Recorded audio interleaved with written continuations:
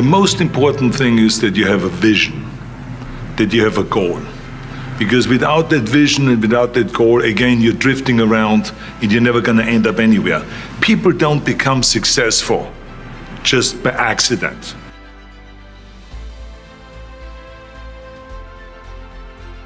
You know, I mean, maybe the guy that found gold in California and started the gold rush, but don't count on that.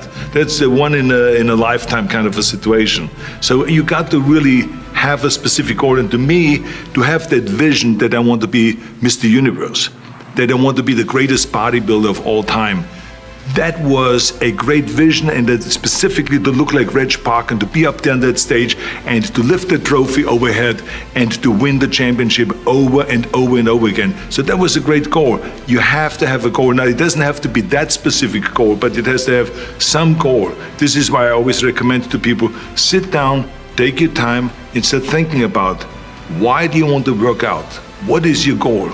And then it can be as crazy as it is. It could be, I want to impress girls. If that's your goal, so be it, but it motivates you.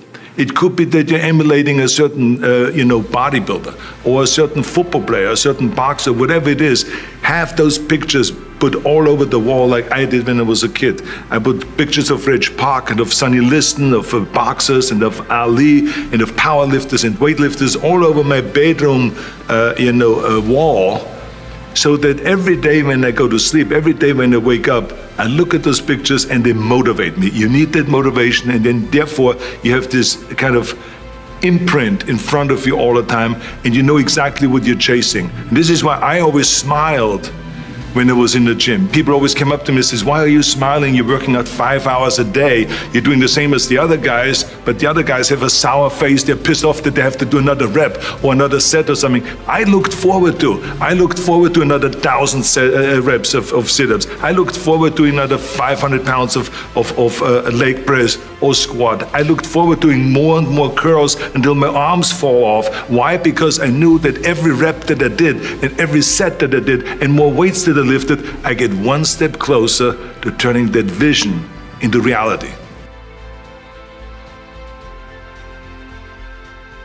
You have to think outside the box. That's what I believe. After all, what is the point of being on this earth if all you want to do is be liked by everyone and avoid trouble?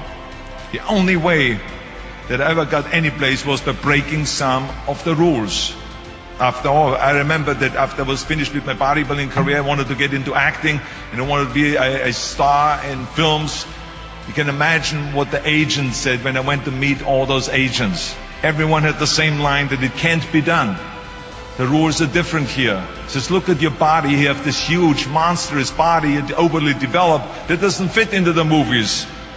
But, I didn't listen to all this. These were their rules, not my rules. I was convinced I could do it, that if I worked as hard as I did in bodybuilding, 5 hours a day, and I started getting to work, I started taking acting classes, took English classes, took speech classes, dialogue classes, accent removal classes I even took.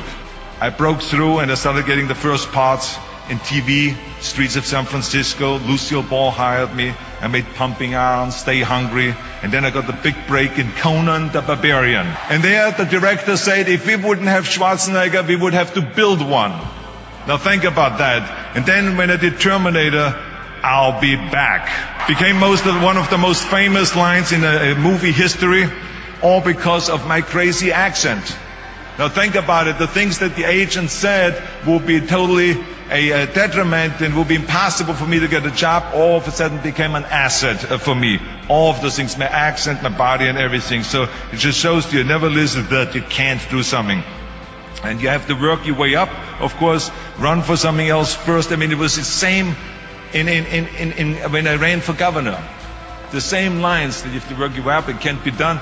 And then, of course, I ran for governor, and the rest, of course, is history. They said you have to start with a small job as mayor, and then as assemblyman, and then as lieutenant governor, and then as governor. And they said, that's the way it works in a political career. I said, I'm not interested in a political career.